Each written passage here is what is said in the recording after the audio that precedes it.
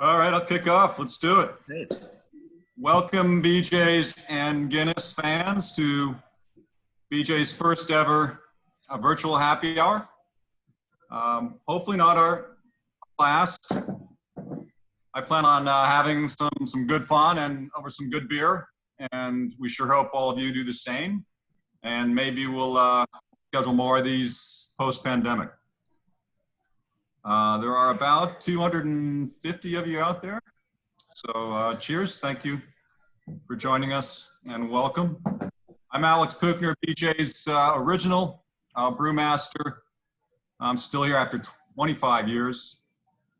Broadcasting from BJ's in Brea, which was our first brewery. This place always brings back many memories. I figured this would be a good location to talk a little bit about BJ's early brewing days and share some of those stories from back then. When I was hired by BJ's in 1995 to build this brewery, you see it behind me, he had 8 little BJ's at the time. That's what BJ's was. We called them BJ's Pizza and Grill. And the menu was mainly deep dish pizza. And we had, I think, 4 or 5 beers on tap. And it was a really boring beer list. You know, the kind of bland mass-produced beers I'm talking about. But there was one exception, and that was we had Guinness on tap. So when we started brewing beer, Guinness was the one guest beer that we kept on tap with our beers back then. And to this day, we still have Guinness on tap. So it's safe to say that we've had this partnership with Guinness for at least 25 years, Owen. We've teamed up this evening with our good friends at Guinness for the Irish theme, but it won't be all Irish stouts and red ales. We're mixing it up a little bit. We're tasting and talking about 5 beers, 2 versions of Guinness Stout, Guinness Extra Stout and Guinness Draught Stout, and 3 BJ's beers, Jeremiah Red, Hopstorm IPA, and our spring seasonal beer, A&M Honey Bock, we call it. Now, if you purchased all or any of these beers, that's great. Please join us. Please enjoy them. If you didn't, no big deal. You'll still have fun, you know, learning about these beers and the breweries. I would encourage you to, you know, pull something out of your fridge to enjoy. Preferably something, you know, similar in style to what we're drinking. But, you know, if you want to drink a hard seltzer, go for it. I'll never know. Our goal is to keep this to 1 hour, including 15 minutes for Q&A at the end.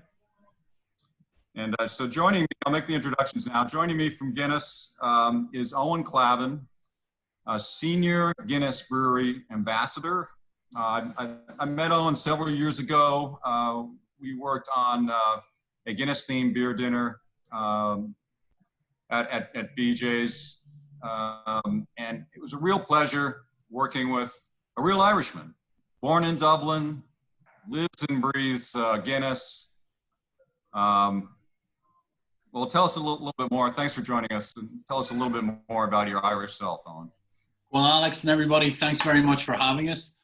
My name is Owen Clavin. I'm the Guinness Brewery Ambassador. I'm the lead Guinness Brewery Ambassador here in the United States. I lead a team of very talented and very passionate beer professionals throughout the 50 states here. And it's our job basically to impart the history and heritage of the Guinness Brewery and just bring the brewery to life for people out here. And we do that through a lot of events like this and getting to go out and meet some great people. Unfortunately, we're all locked down at the moment, but we're looking forward to a time when everybody's going to be healthy and safe and that we can get back out there. But until that time comes, we're going to have to enjoy ourselves on mediums like this. But yeah, it's a big, you know, representing a brewery. My father says it sounds more like I won a prize than got a job. But it's an Irishman's dream come true to represent Guinness, and it's a tremendous honor and privilege. Thanks for being here, Owen. I'm a little embarrassed to admit that I've never been to Dublin, never toured the St. James Gate Brewery, but I have done what I guess is the next best thing. I've been to the Guinness Brewery outside of Baltimore, and it was awesome. You know, and after the tour, the best thing about it was after the tour, we went up to the tasting room, and there were about 25 beers on tap brewed by Guinness, because that's where you have your pilot brewery. That's where Guinness does all of its experimental brewing, which is really so that's where we do our experimental brewing for the United States at our Open Grape Brewery in Baltimore, and that's our playground. That's where, it's a very marketing term saying innovation, but that is where we love to innovate and where we love to play, and we get to play around with different styles and you know, different ways of brewing, and that's also a huge barrel aging facility for us as well there. So it's on the site of a former distillery, actually the first distillery built post-prohibition in the United States. So you know, the site has a lot of history and heritage, which, you know, goes part and parcel with the Guinness Brewery. We also have an open gate brewery at our Guinness Brewery in St. James's Gate in Dublin, and that has been our home of innovation. Some people say to us, is like, well, you know, you're just sort of looking at the craft beer revolution in the United States, and that's how you want to play with that. You're brewing different beers there. But we opened that brewery in the early 1900s. So that's been, it's only been in the last sort of 5-6 years that we've opened it up to the public. Before that, that's where the brewers at Guinness went and experimented. So it's very much part and parcel and on brand for what we do. Yeah, it's really neat. And many of you listening in may not know this, but BJ's has a dedicated R&D brewery in Boulder. And joining us from BJ's today, from Boulder, is our Director of R&D, Aaron Stueck. Aaron, tell us a little bit about what you do and make us all jealous that we don't have your job. All right, thanks, Alex. Yeah, so my name's Aaron Stueck, and I am the Director of Research and Development in Boulder, Colorado on the Front Range. And I have the awesome opportunity and privilege to come up with a lot of the recipes that will go nationwide, also experiment with new ingredients and things like that. You know, all sorts of strange things that people aren't working on, but also working on and perfecting traditional styles of beer and things like that. But occasionally I do get to work with the rare unicorn blood. I have Newt and Stardust every once in a while. So that's really fun. And I just really enjoy research and development. And I'll tell you, I do a lot of research, if you know what I mean.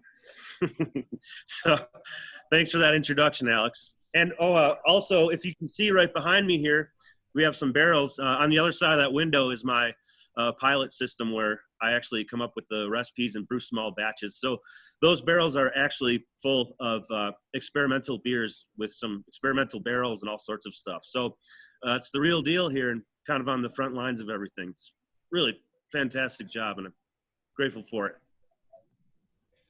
All right, and also joining us from BJ's is Evelyn Chavez. She's our beer sales manager. She will be our question master, and while she also makes sure we stay on schedule. Right, Evelyn? Exactly. Hi, everyone. So I'll be here, like Alex said, asking all of your questions. So all of you should have a Q&A section at the very bottom of your screen. So although we're going to be asking the questions at the very end, feel free to start asking your questions now. And we're going to try to get to all of them. But if your question is for Aaron, Owen, or Alex, just make sure you address it to them when you're submitting your questions. And why don't we go ahead and kick things off, Alex? All right, so to continue with the BJ's Brewing of 1996, and one of the first brewers on our team was Toby Oliver. Like me, he's a dinosaur around here. He's still with BJ's as our Director of Production. The other two brewers on that original team have since moved on to start their own breweries. They were Owen Williams, who founded the Ritual Brewery in Redlands, California, and Derek Osborne, who started Pedal House in Tempe, Arizona. This wasn't just our first brewery. This is our first big restaurant. Compared to those little BJ's we had. It's over 10,000 square feet with a full liquor license, a bar.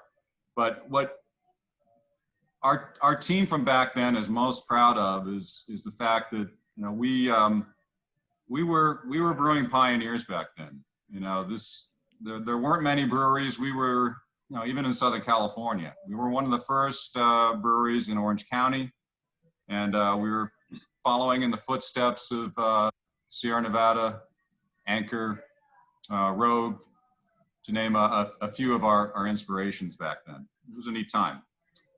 But here I am talking about 25 years of BJ's brewing history, and I have to laugh when you think about the history of Guinness.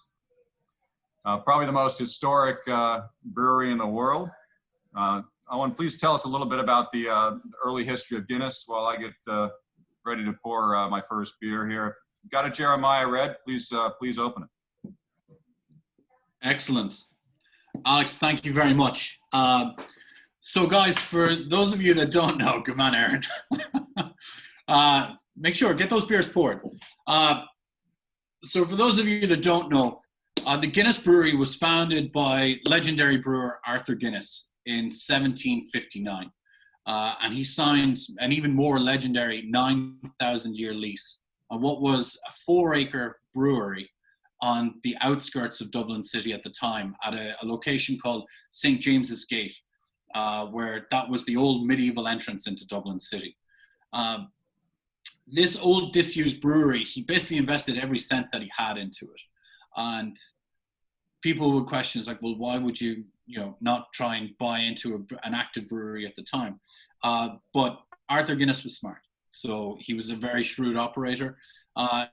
This old disused brewery had access to the freshest water in Dublin City. And Arthur was setting out from the start to brew the best beer in Dublin. And so he started off with the freshest water. Ireland doesn't have the climate to grow hops. So what he did was he imported the finest hops from southern England and also from continental Europe. He sourced the best barley in the island of Ireland. And even today, Guinness buys off a certain number of families that we've bought off for generations. Today, we account for 70% of the total barley crop for Ireland. So he started off with these raw ingredients, the best raw ingredients that he could find and that he could source. And so he began brewing beers. And these beers are not the sort of classic dark beers that you would associate with the Guinness Brewery. He actually brewed more traditional styles for the time in the mid-1700s. And so he brewed ales and traditional Irish ales and Irish red ales, quite similar to Smithwick's, which is the sort of quintessential standard Irish red ale. Or if we come to here in the United States, we've got something like this guy here. Alex, I think you were pouring. You want to tell us a little bit about Jeremiah Red? Yes. So Jeremiah Red is BJ's flagship beer. It's what we sell the most of. And I like to describe it as an Irish red ale on steroids. It's much stronger, bigger and maltier, more alcoholic than an Irish style red ale. When I first started brewing beer for BJ's, we had 5 beers. I chose Brewhouse Blonde as a Kolsch style beer in the lineup, and that was inspired by drinking Kolsch and Cologne with my beautiful blonde wife, Carrie. We also had Harvest Hefeweizen as one of the original beers, a Bavarian style wheat beer, inspired by drinking wheat beer in Germany. Piranha Pale Ale, which was a pretty hoppy beer for those days. That was inspired by the classic pale ale, Sierra Nevada, of course. We had a dark beer. We had PM Porter. You know, with Guinness on tap, I thought for a dark beer in BJ's lineup, we'd go with something not as dark as an alternative to Irish Stout. We had this that we call Jeremiah Red. Where'd the name come from? Well, back then we named many of our beers after people who inspired them. One of the first beers we added, I guess it was the first beer we added to our original lineup, our 6th signature beer, Nutty Burnett. It was about a year after we opened here in Brea. That was named after the nutty brunette of a bartender we had working here for the first few years. PM Porter, the PM stands for Paul Matenko, who was one of the guys running BJ's, one of 2 guys back then, who had this vision to transform BJ's into a craft brewer, even though craft beer wasn't very popular back then. And he liked dark beers, so we named the porter after Paul Matenko. And the other guy, his name is Jerry Hennessy, or his full name is Jeremiah Hennessy. So with his Irish ancestry, and he liked red ales, it was kind of a no-brainer to name our red ale after him, Jeremiah Red, as a tribute that I know he still appreciates today, long after he left BJ's. Why else did I choose to have a red ale in our original lineup of 5 beers? Well, back then, red ales were a popular new style with craft brewers, and it evolved into American red ale as we know it today. It was a hoppy beer, well balanced, unlike Irish red. Hopped with American hops. And I had been American style red ale for brew pubs before BJ's, but I was never happy with the results. It was a style that I hadn't mastered. So I figured I'd try something completely different, a new approach when I got to BJ's. So why not brew, forget the hops and brew a really, really strong Irish red. So that's Jeremiah Red. And it was a hit from the get-go. We haven't changed the recipe since we brewed that first batch. And the second batch we sent to the Great American Beer Festival, and that beer earned our first medal there, a silver medal, back in 1996 in the strong ale category. So cheers to Jeremiah Red. Aaron, I know you're a fan of the malty complexity of this beer. How would you describe the profile? Yeah, this is one of our most popular beers, and I can honestly see why. Anybody can cover up a beer with a bunch of hops, and hops are really important in beer, but what really can make a beer what it is the malt. And if you just kind of smell the beer, you can smell the specialty malts that we use in there. And the specialty malts that we use give it this really nice red color to it. And you can really smell that in the aroma. And when you take a sip of it, it's really nice and well balanced, where it does have a little bit of a sweetness to it, since it is 7.3% alcohol. I use,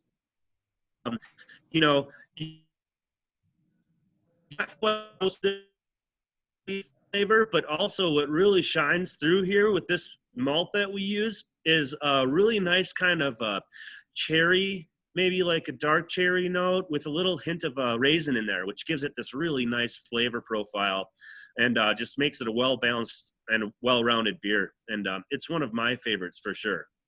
So nice work, Alex. Cheers.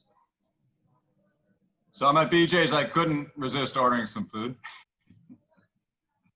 And I'd love to pair Jeremiah Red with BJ's deep dish pizza. My favorite pizza to pair it with is our classic combo here. Look at that pizza. You guys getting hungry? But you need a big beer to pair with the flavor in our pizza. And I love how the rich maltiness really balances the spicy pepperoni and Italian sausage and seasoned tomatoes. And, in Jeremiah Red, you actually get a little bit, hint of umami, wouldn't you agree, Aaron? And that's a really nice compliment to the umami flavors in the mushrooms and the cheese. Yeah, definitely. Are you, Guinness there?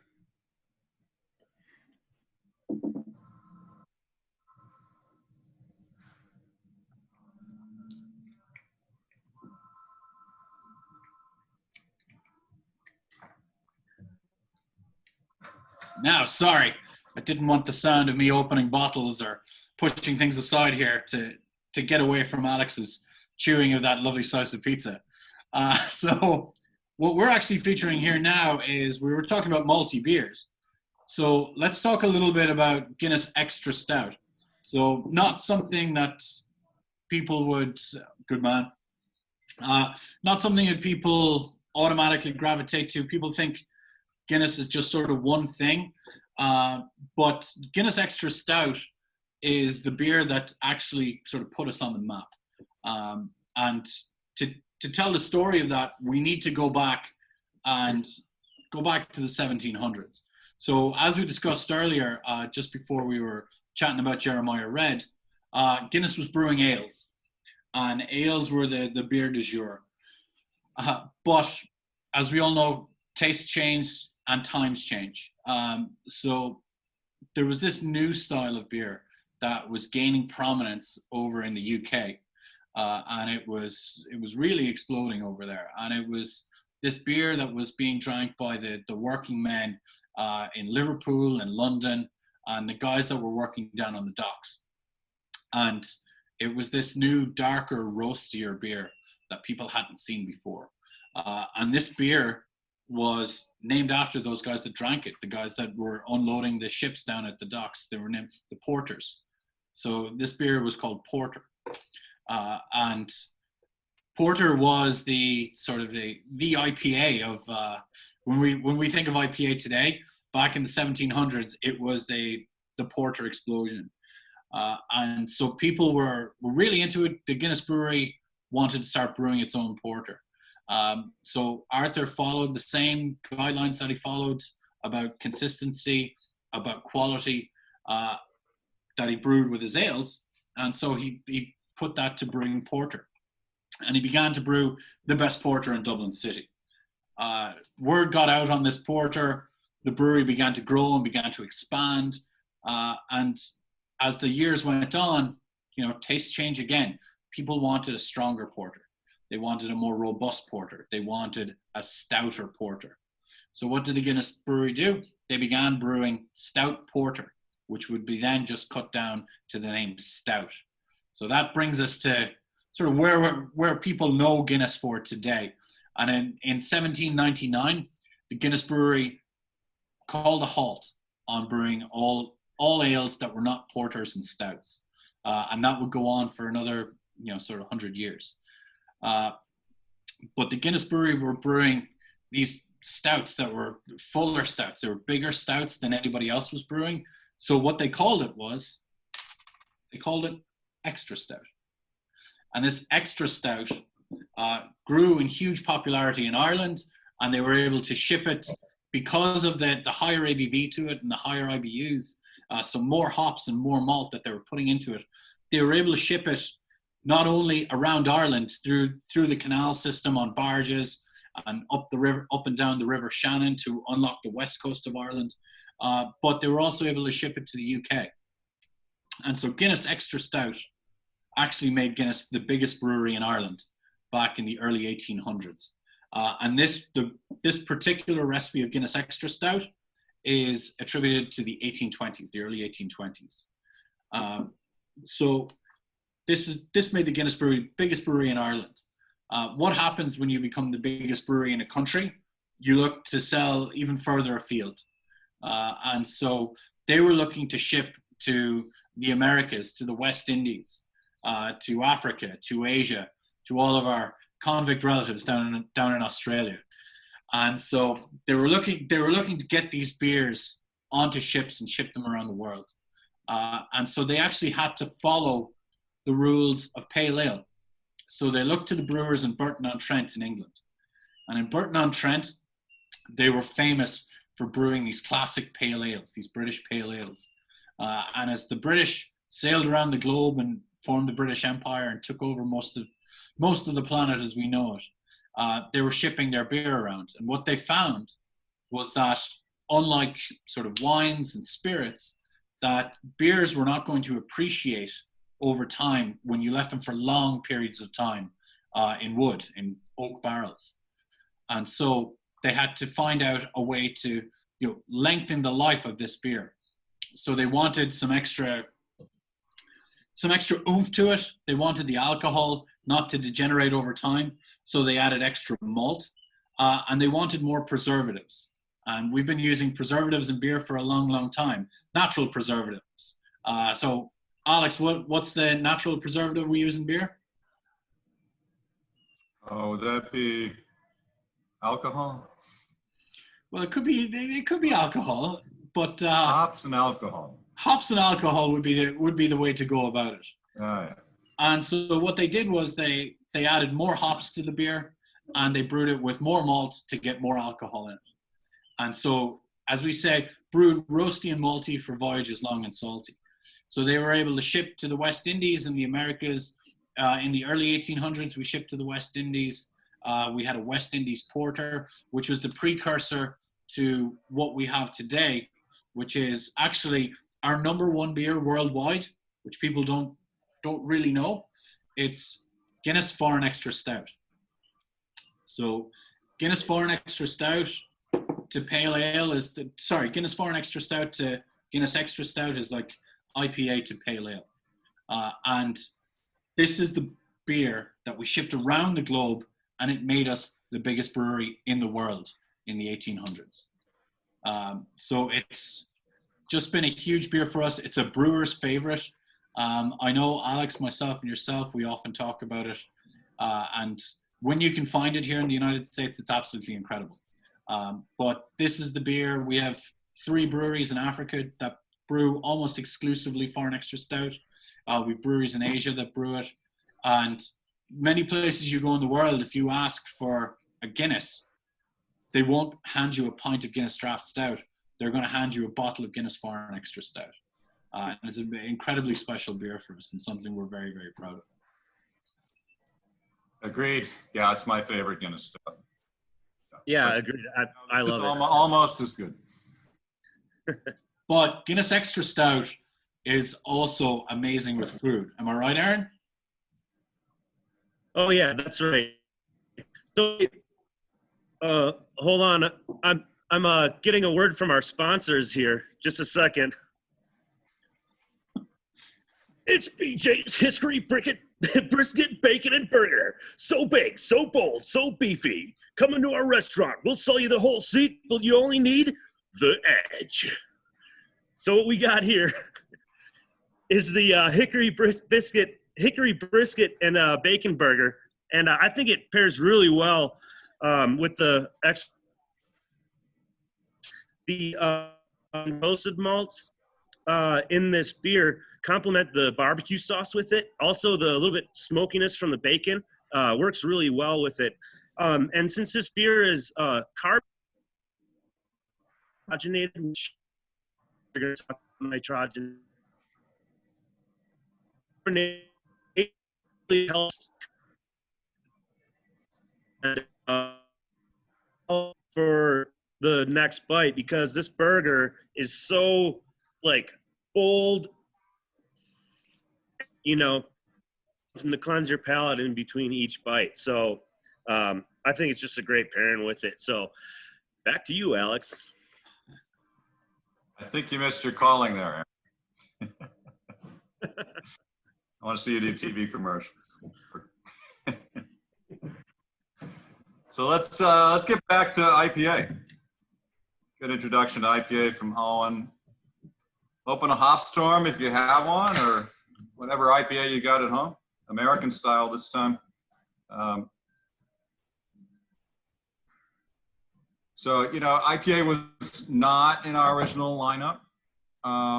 It wasn't until about the turn of the century, 5 years after we opened, that IPAs started to get popular in this country. And then they just, exploded, as you know. So we jumped on that bandwagon, but for many years, we just let our brewers do their own thing with IPAs. So we had all these IPAs out there that were, available regionally where we had breweries. And, it was fun, but we realized we really needed a signature IPA. So in 2009, we all agreed that our favorite IPA that we were brewing was brewed in our old brewery in Portland by a former BJ's brewer, Dan Peterson, who's now with Crux in Bend. And he called it Irvington IPA. So we told him to fine tune that recipe a little bit, add some more hop varieties to it, make it even more complex. And he did that. He did that very well. There's a lot of different hops in Hopstorm. It needed a new name. Irvington is a neighborhood in Portland.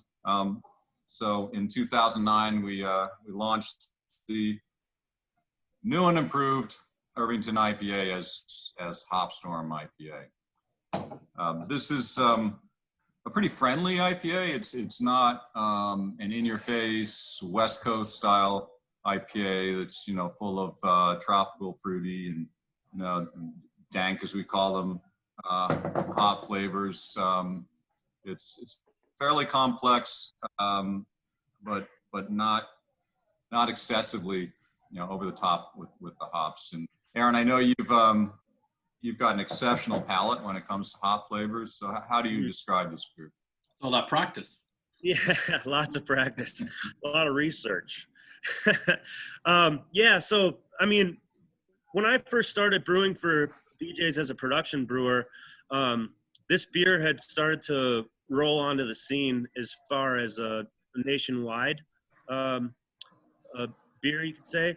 And I thought it really stood out to me when I first tried it because at the time it was a battle for hops, the West Coast IPAs and like, how hoppy can you make it? How hoppy can you make it? And pushing the boundaries of IBUs and things like that. And you're getting like these really resiny, piney IPAs.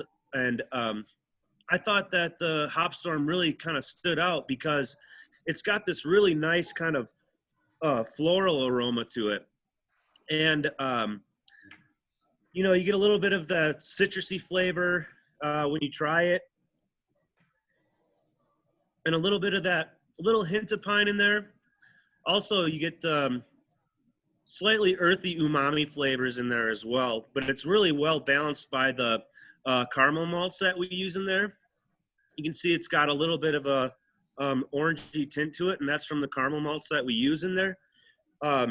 So I think it's really nice and well balanced in there. We're looking at like a 6.5% alcohol beer with 65 IBUs.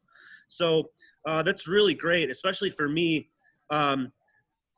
Even IPAs should be balanced, So I tend to like beers that are, in the 50 to 70 range. So 65 is kind of right in the middle there. And I really enjoy the flavor profile of it. So it uses 6 different hops in there. We're looking at some Columbus, some Cascade, some Palisade hops. That's where you get a little bit of that earthy character in there. Some Glacier hops, Galena, and Bravo. So just really great overall well-rounded beer with a nice malt backbone to stand up to those hops with a well-rounded smooth bitterness at the end. So I really enjoy this beer.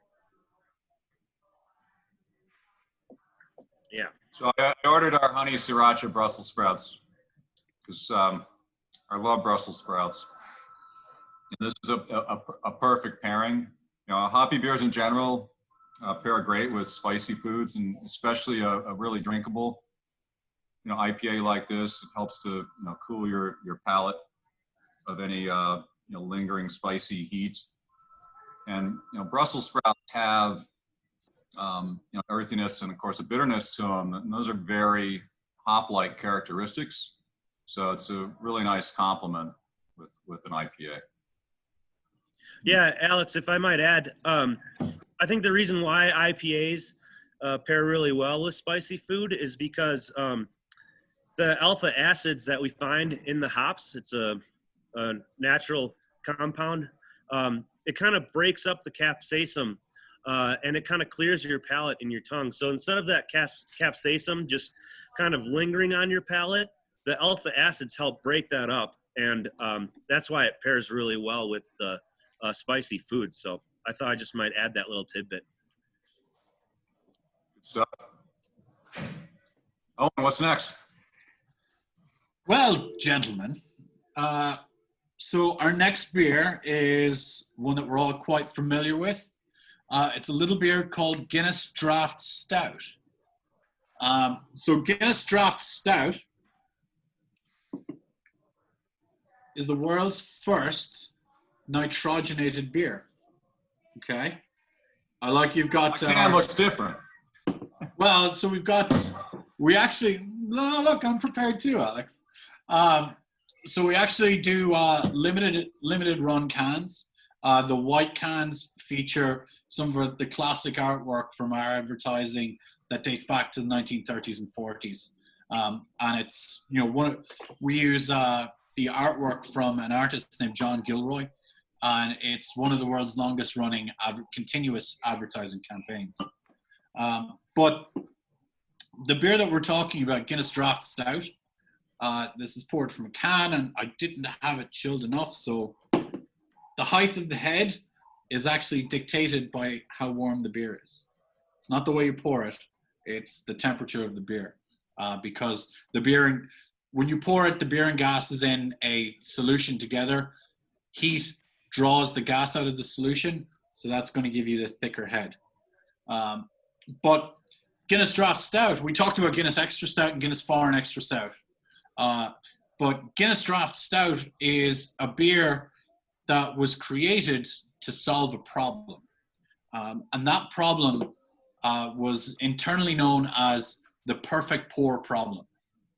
And so before the 1950s, we were shipping all of our beer all around the globe in wooden casks, very similar to, nice stash, Aaron. Very similar to the ones over Aaron's shoulder there, but just much larger. It would be shipped around in hogsheads, which are a very, very large size of a cask. And what would happen is they would go to distributors and they would go to wholesalers around the globe and taverns, and they would be decanted into smaller casks, very similar to the size that's behind you, Aaron. And those casks, depending on their age, the carbonation level would be different in them. And so if it was an older cask, the carbonation level, carbonation level would be lower and the beer would be mellower. And if it was a fresher cask, it would have higher carbonation and sort of a higher acidity to it. And so what bars did was they would have a high cask and a low cask. And so with the low cask, they would pour about 3/4 of the pint with the low cask. And then they would top it up with the high cask to get it frothy and creamy on the top. You needed a very skilled bartender to do that, and it would take a long period of time. And so the Guinness Brewery wasn't happy that there was no standard way of pouring Guinness around the globe. And so what they decided to do was solve the perfect pour problem. And they hired a brewer, a mathematician cum brewer, should I say, named Michael Ash. Michael Ash was a gifted mathematician that they turned into a brewer at the Guinness Brewery. And he studied this problem and he got to the bottom of it. And he decided that the solution was to add nitrogen. And so that nitrogen is what gives you this creamy head on top. And so they had to create an entirely new method of dispensing beer. So they had to create new kegs.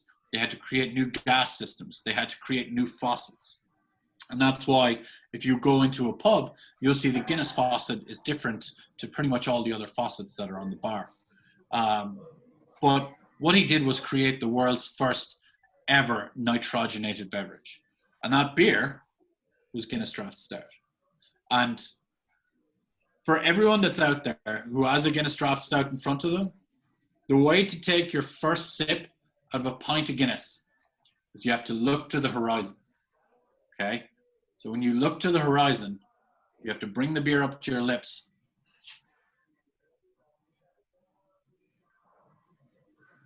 And you're going to take a generous first sip.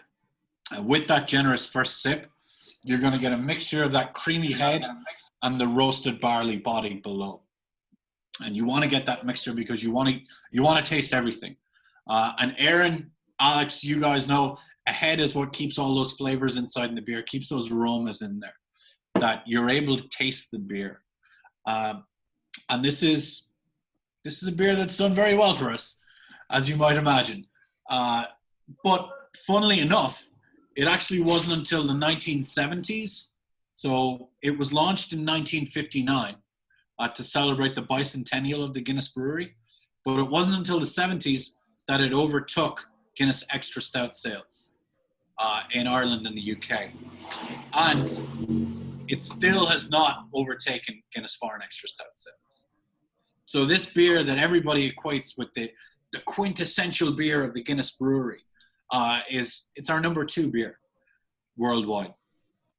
But here in the United States, if you ask for a Guinness, this is what they give you. But they launched it in 1959 for the bicentennial, and it was one of 2 beers that they launched that year. The other beer was actually the first ever lager from the Guinness Brewery. And so that beer, they wanted to brew a lager. They saw the explosion of lager worldwide, much like they saw the explosion of porter and stout. And so they wanted to have a lager at the Guinness Brewery. And so what they did was they asked the brewers at Guinness, the world's largest stout brewery, who can brew a lager? And no hands went up. So they said, all right, we have to find ourselves a lager brewer. And what they did was they went to Germany and they went to Cologne and they found a master brewer named Hermann Münder, who was actually responsible for rebuilding a lot of the brewing industry in the Ruhr Valley. So, Dortmund and Cologne and that area post-World War II. And Hermann Münder brewed a classic German lager for the Guinness Brewery. And that lager, let me get that right, was Harp. And we've been brewing that since 1959. But it's a classic German style lager, and something that it's been voted best lager in the world 5 times, and something we're incredibly proud of. But you guys have a little bit to chat about. There's a nice pairing coming up with Guinness Draught Stout. Oh yeah. Of course, they got a little dessert. Excellent. A triple chocolate Pizookie. Yeah, so Guinness, of course, pairs amazingly well with chocolate. Well, those roasted barley flavors, those roasty flavors really, really play well with chocolate. And the Guinness Brewery has its own roasting house on site. And we actually roast over 17 tons of barley every single day for our Guinness beers. That gives this beautiful, rich, dark color and that ruby red color that the beers are known for. Yeah, it's such a nice, it's a unique roast as well. I mean, I haven't tasted any other roast. And that's what makes you guys so unique. I think that's just awesome. Yeah. Well, yeah, we roast all of our barley at 232 degrees Celsius. They have to roast it for a very specific amount of time. If you roast it above that temperature, it gets too hot. If you roast it below the temperature, you don't get those flavors. You don't get that flavor profile. We know that it gets too hot if you roast it above 232 degrees because we do all of our roasting in roast house number 2. Because sadly, roast house number 1 is no longer with us. They burnt down. It's toasted. Toasted. So Owen, you were talking about lagers, and which is a perfect segue into our last beer, Perfect. a strong lager style called Bock, kind of a twist on Bock, and this will be a strong finish. And Aaron, it's yours. Yeah. All right. Thanks, Alex. So as a research and development brewer, I have the opportunity sometimes to travel to the places where these styles of beers originated. And it kind of came out from accident that I was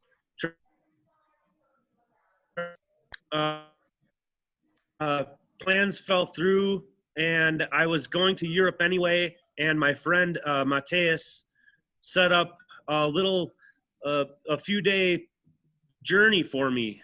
So I went to Dusseldorf, Bamberg, Nuremberg, and also through some connections, I was able to tour the Weirmann Malt House in Bamberg.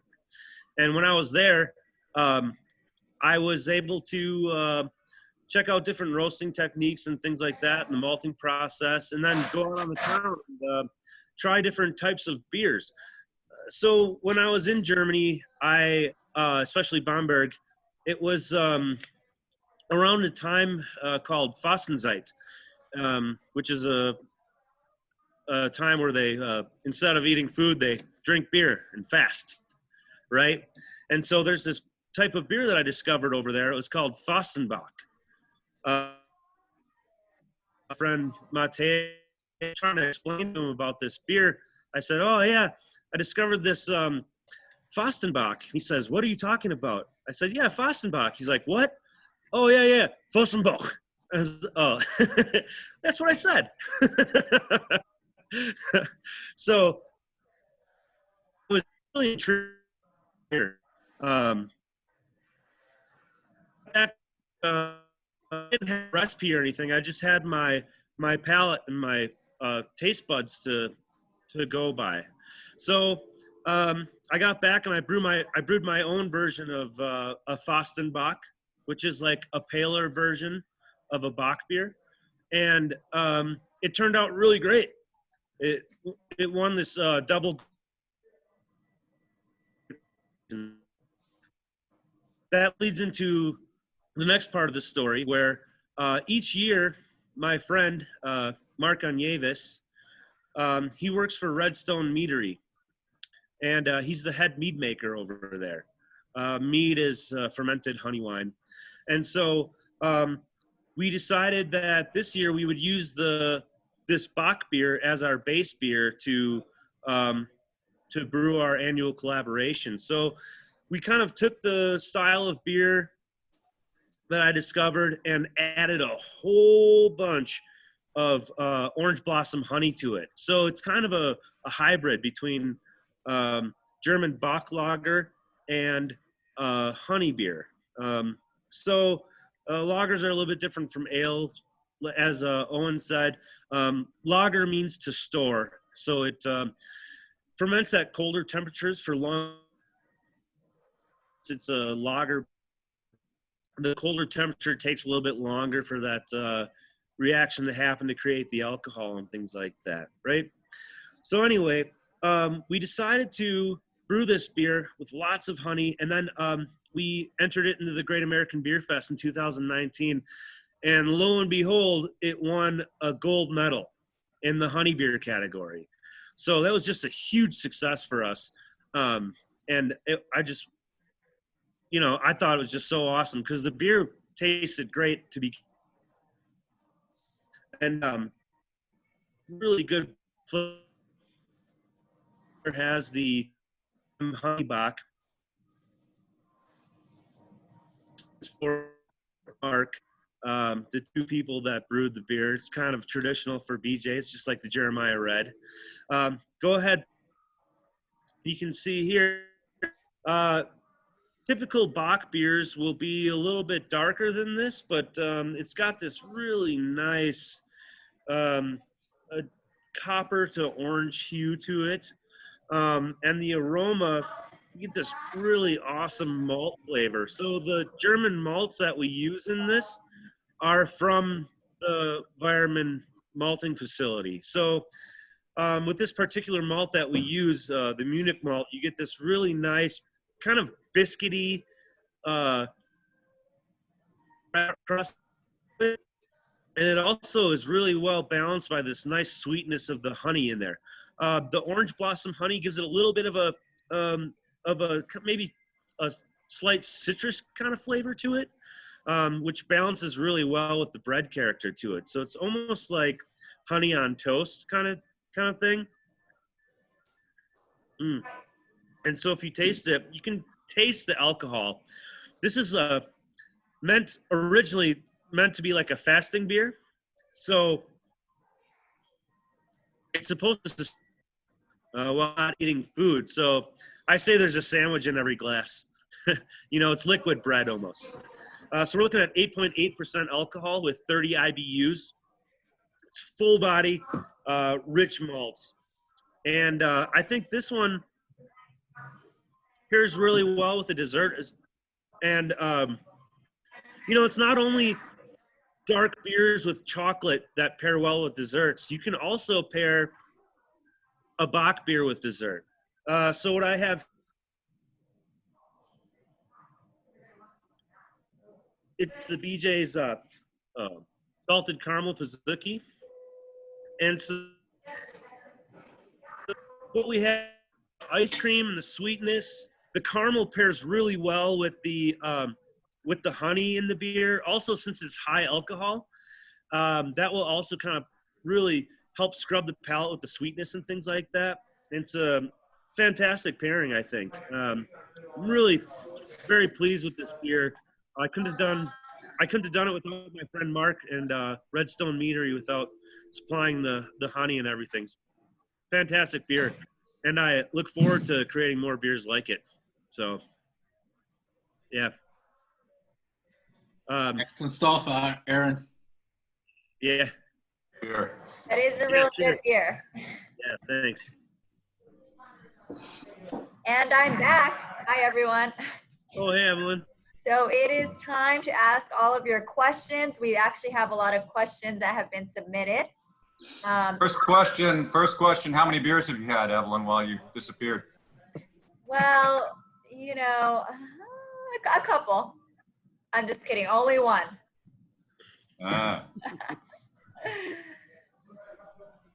So why don't we I do want to open up with the first question, actually. Okay, go right ahead. So, Owen, I know I've seen you pour the perfect half and half. So my question is, how do you pour the perfect half and half?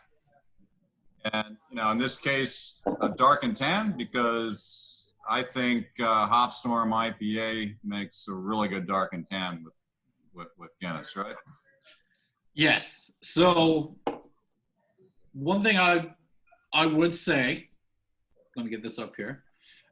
When pouring a half and half, it's actually half the volume of the glass rather than half the height.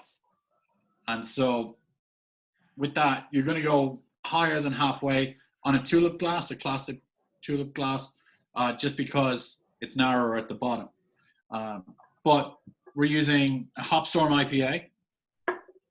We're going to top this up using a spoon. Very, very special spoon that's been modified. You can see that little hip in it there. So we're going to use one finger to hold it, and then we're going to get our can of Guinness Draught Stout, and we're going to pour it over the top.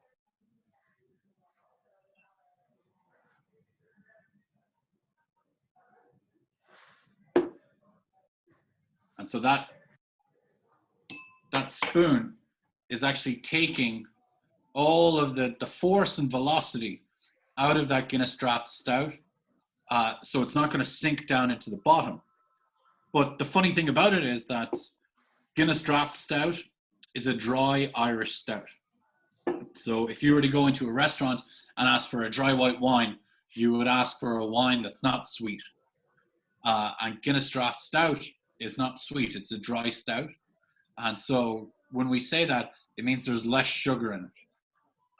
And in the brewing process, Aaron, Alex, if there's less sugar in something, that means what's lower? The density, correct? Yep, absolutely. So if the density is lower, that means that it's basically lighter. And so Guinness Draught Stout is lighter than most other beers. So it's able to sit on top of that other beer because of the difference in the sugar levels. And so that's how a half and half works. And that's how you see, these chalkboards all around the United States and all around the world, where people love to experiment, where they mix Guinness and they mix a lot of their favorite local brews. And so what you're going to get is you're going to get the really nice flavor profile from those brews, the hop profile, and you get the aromas from it. But you're also going to get the maltiness and the smooth mouthfeel coming from the Guinness Draught Stout. So there's your little half and half. Now I'm going to enjoy it. Evelyn, do you have any more questions? Cheers. Well done. I do love that beer, Owen. Hit the Sorry, spot.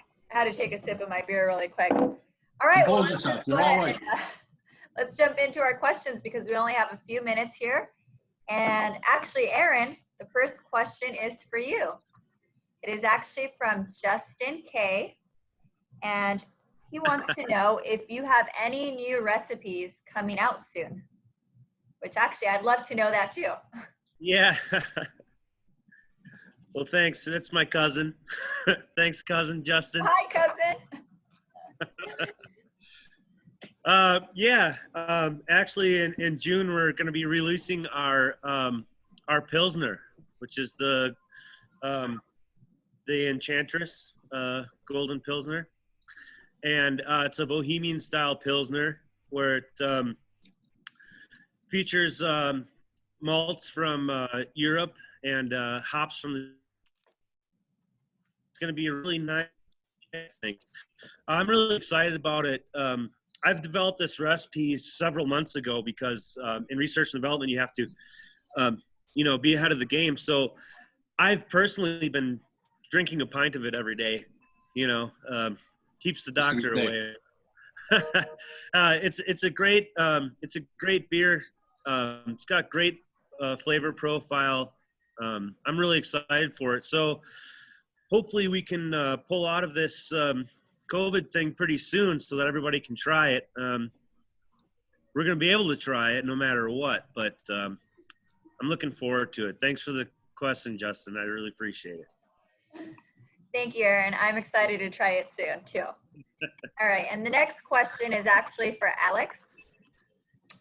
Actually, Alex, this is not a question. You're actually getting a lot of love from some of your fans here. You have Dan Smith who wants to say, Alex, miss you. You have Dan. That's cool. Long time. You have another Dan, and Dan, I'm so sorry I can't pronounce your last name, but it's Dan A. Cheers from Vegas, drinking a blonde for you, Alex. And he actually also wants to know if there's any great collaboration beers coming out in the near future.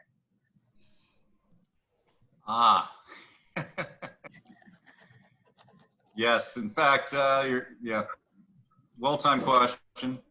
We are working on a collaboration with one of those breweries that inspired us in the early days, and that's Sierra Nevada, and it's been a really, really exciting project. So, unfortunately, the pandemic has kind of put, I don't know, maybe you won't see it this year.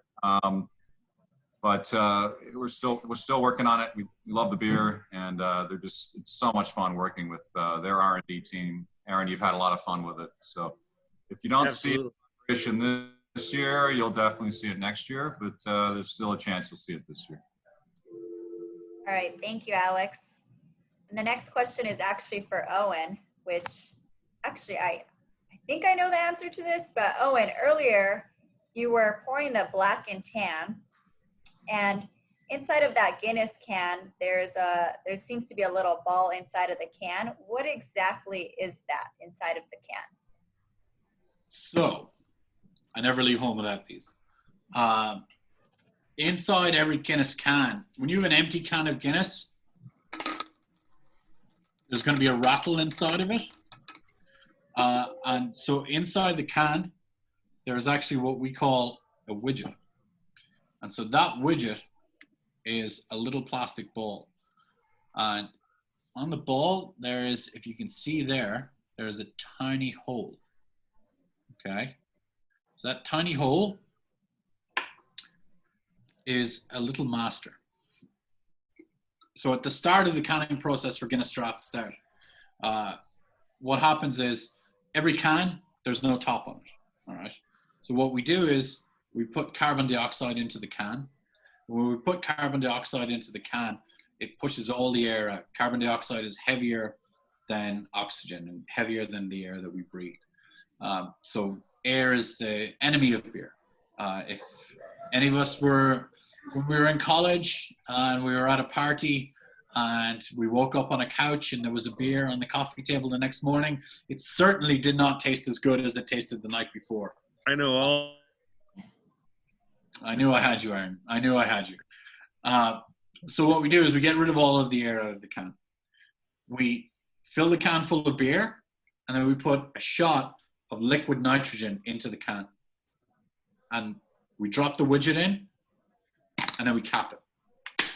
So what's going to happen is you've got these two liquids inside the can. You've got the beer, which is a liquid, and you've got liquid nitrogen. And those two liquids are at very different temperatures. And so what happens is you need them to come to equilibrium. So the beer begins to cool, but the liquid nitrogen begins to warm rapidly. And so as it begins to warm up, it begins to boil, and then it evaporates and turns into a gas. And that gas begins to expand inside in the can and starts to build up pressure. And that pressure is looking to release somewhere. And as it's looking to release, the beer and the gas begin to form a solution inside in the can, and they begin to mix together. And what happens then is, I don't know where I put my widget, but I always have a second one. What happens is, it's looking for somewhere to escape, and it finds that tiny hole, and it thinks that that's like a hole in the can, that the pressure can escape out. But instead, it fills this tiny ball with high pressure beer and gas. And so it lives in there, and it's got all that potential energy. And what happens when you crack a can, here, I've got the budget, I'll crack another can for you. When you crack a can,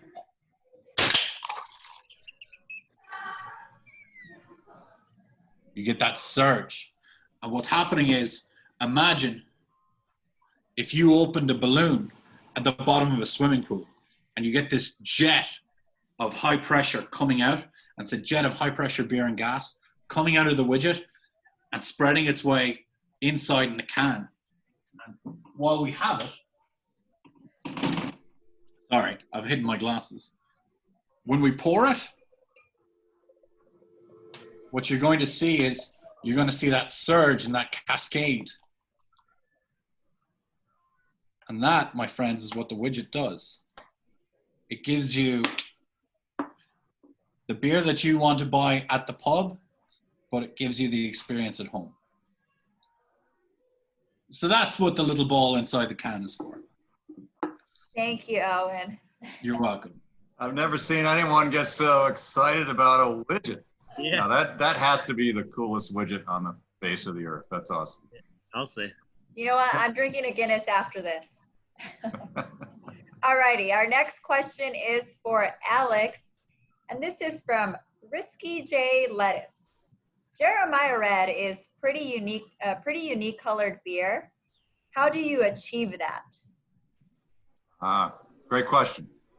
Yeah, so we do have some crystal malts in there from Belgium, and that really is the secret to that dark fruit raisiny flavor, but also contributes color to the beer, but not quite enough color. So the secret is we add just a hint of chocolate malt, which doesn't contribute, not enough to contribute any flavor, no roast flavor to the beer, but that little bit of chocolate malt gives it just the color we're looking for on top of the Belgian crystal malts. All right, thank you, Alex. And actually, this is not really a question, but something I found really funny. Aaron, somebody wants to know if you're single because, wow. That's a definite question. Sorry, they didn't put their name, or I would have, I would have told you. I saw it was anonymous. I flicked Yeah. onto the question. That was a good one. Yes, I am. Well, there we go. Aaron, Yeah. you're single. Up for grabs. Yeah. Okay, but we actually do have another question for you, Aaron. What is your favorite seasonal beer that you have ever created? Oh, I would say my favorite one is the ginger IPA. That was something that I created when I was back homebrewing in college. And I think I first came up with that recipe in 2005, I think.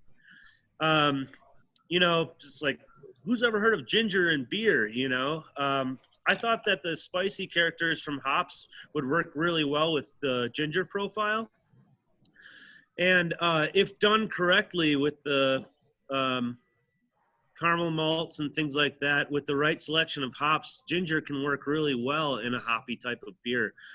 So that's always been my favorite. And I brew that beer every year around this time of year, well, except for this year because of all things considered.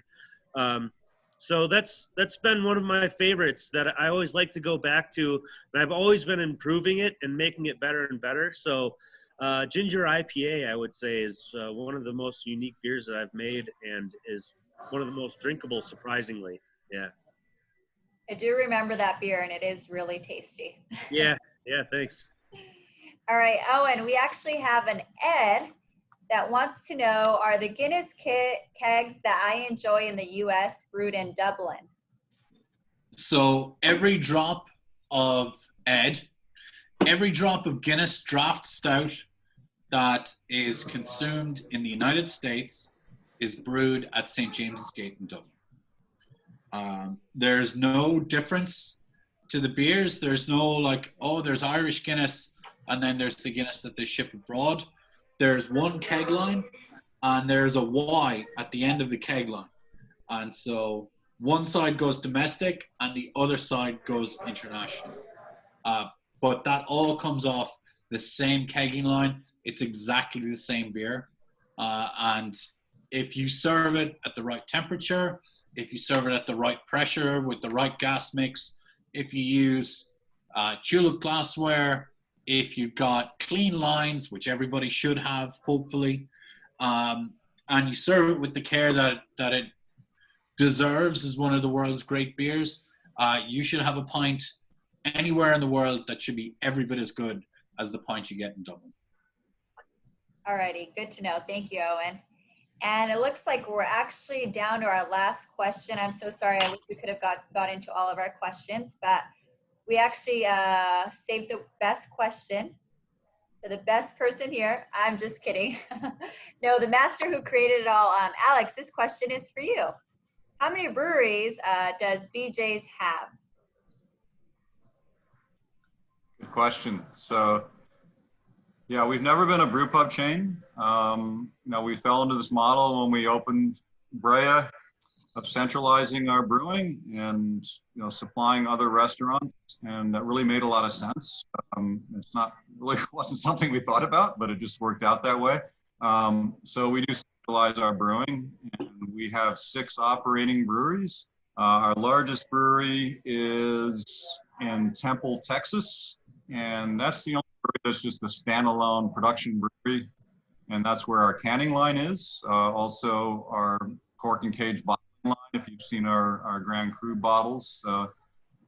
So our packaging is there because we have the most space. Our second largest brewery is in Reno.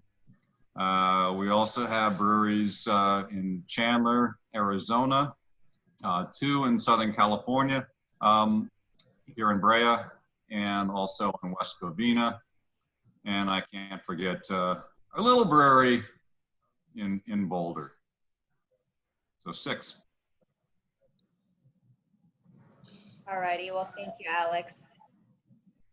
And we actually want to take this time to thank all of you so much for joining us in our first ever virtual happy hour. And we hope to do this again with you soon. So on that note,